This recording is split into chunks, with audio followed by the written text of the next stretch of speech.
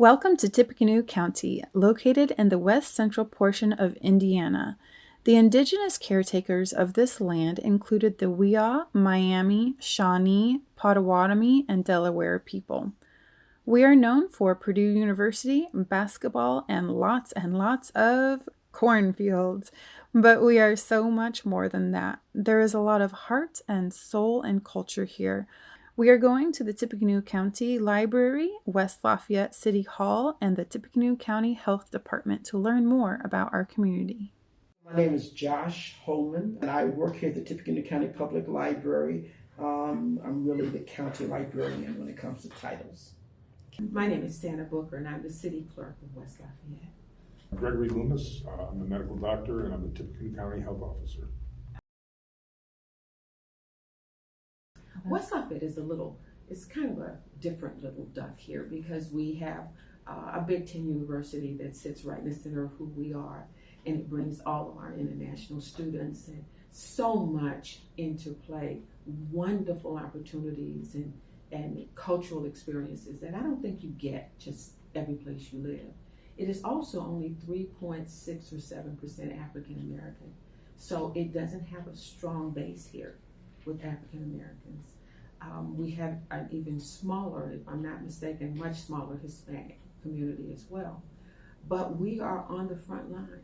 There's very much an aspect of the culture that relates to education because of Purdue University, that relates to arts and culture, also because of Purdue University, but because we do have our own symphony and our own art museum, and we have a number of dance studios. All those make a difference in terms of arts and culture.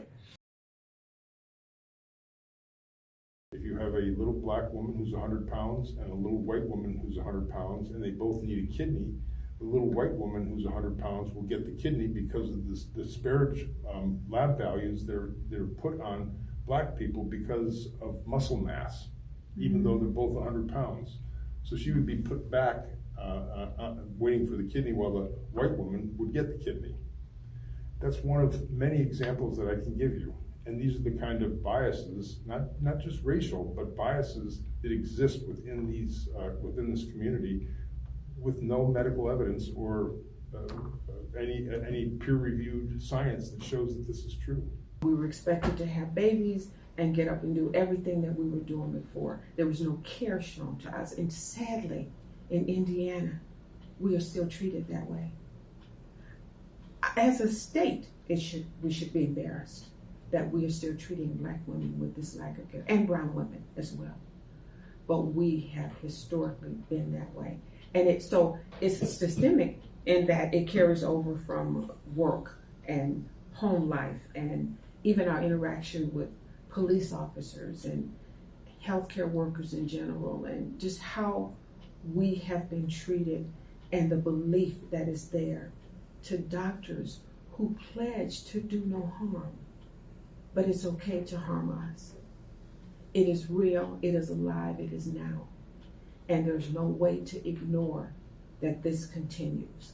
In the Midwest, there's subtle racism where you don't necessarily know who does or does not like you or wants to interact with you based on your race until they say something that's really obvious.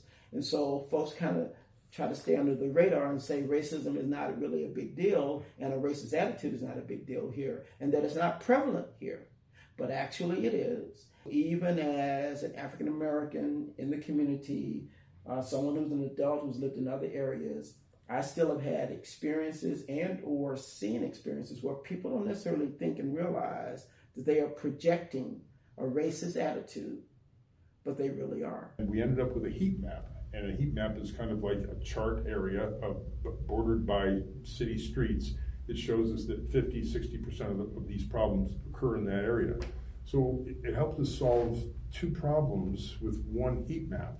Not only just where the fetal infant mortality rates were, but where the people that had vulnerable people in population, that is our African American, Black, and Hispanic population, lived and existed. So it helped us identify an area where not only the fetal infant mortality review team would work, but where the committee that was working with the public health emergency of racism would also focus their attention.